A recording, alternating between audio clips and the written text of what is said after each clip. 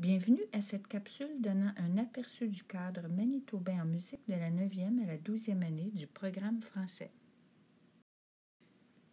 Le cadre en musique de la 9e à la 12e année a été élaboré et mis à l'essai par une équipe d'enseignants spécialistes en musique pour répondre au contexte des écoles manitobaines du programme français. Les cadres pour les programmes anglais et d'immersion française sont aussi disponibles.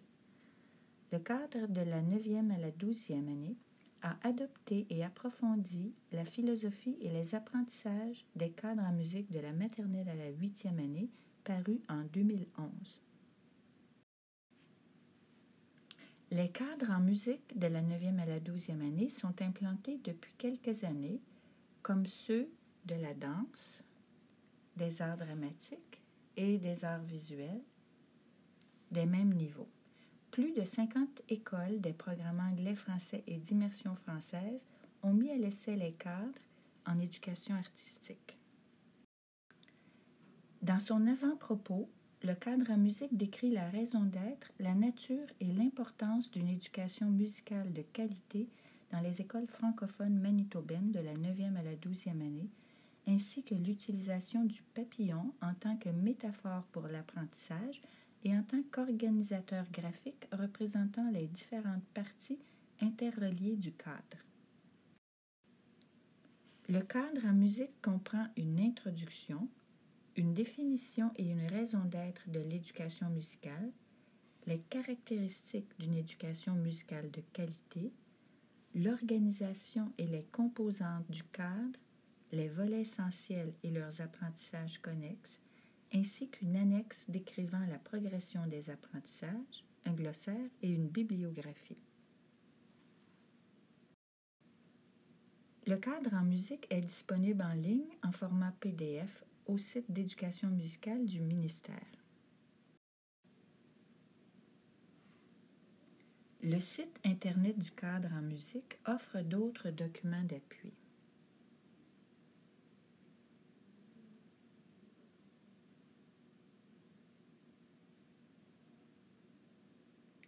Par exemple, une affiche représentant le cadre en musique, une foire aux questions, un glossaire, des liens aux ressources en évaluation et à d'autres sujets reliés à l'éducation musicale, à des gabarits et à des outils de conceptualisation d'apprentissage et de cours en musique ainsi qu'à des capsules d'information.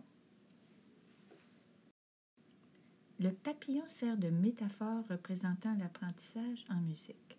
Il sert également d'organisateur graphique pour représenter les différentes parties du cadre en musique. En tant que métaphore, le papillon fait allusion à la transformation, à l'épanouissement personnel, à la beauté et à la résilience.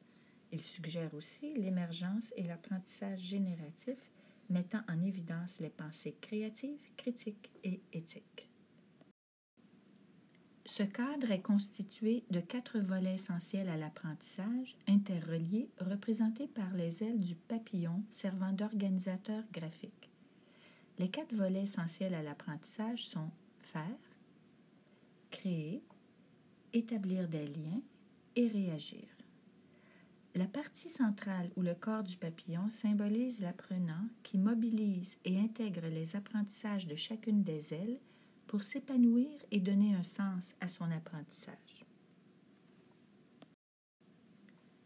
Les 4 volets interreliés sont définis par des pratiques et des compétences importantes dans l'apprentissage de la musique.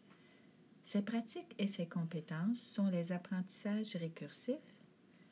Chaque volet en compte 3 à 4. Au total, dans le cadre, il y en a 13. Ce cadre se base sur la nature récursive de l'apprentissage en musique, qui est un processus récursif et continu, ne pouvant être répliqué ni défini à l'avance. Les apprentissages sont recombinés, développés et transformés dans divers contextes et de différentes façons afin d'approfondir l'apprentissage qui se raffine et se complexifie avec le temps et les nouvelles expériences. Les 4 volets essentiels sont représentés sur la fiche du cadre disponible sur la page Internet de musique du ministère.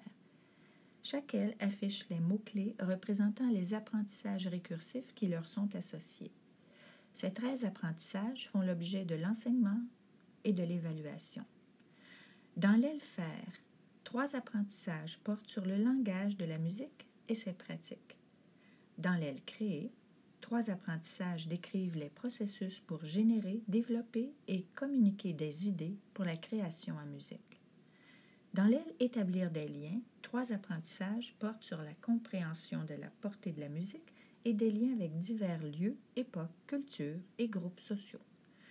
L'aile réagir inclut 4 apprentissages récursifs qui ciblent la réflexion critique pour enrichir l'apprentissage en musique et pour développer son identité et son pouvoir d'action.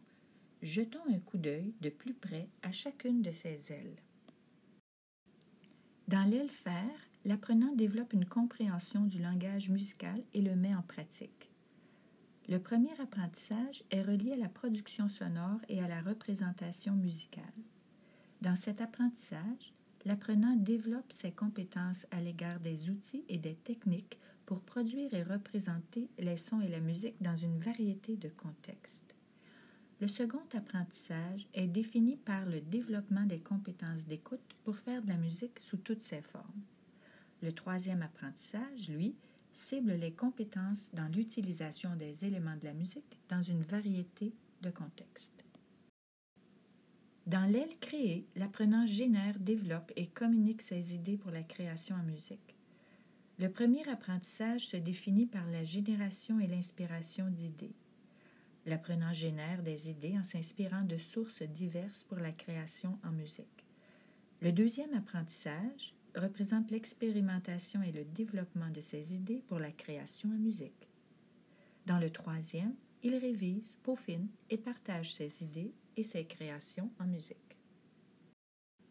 Dans l'aile établir des liens, l'apprenant développe sa compréhension de la portée de la musique en établissant des liens avec divers lieux, époques, cultures et groupes sociaux.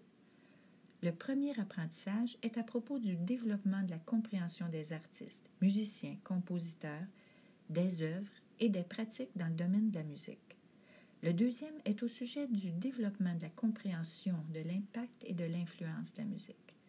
Dans le troisième, l'apprenant développe sa compréhension du rôle, de la signification et de la raison d'être de la musique.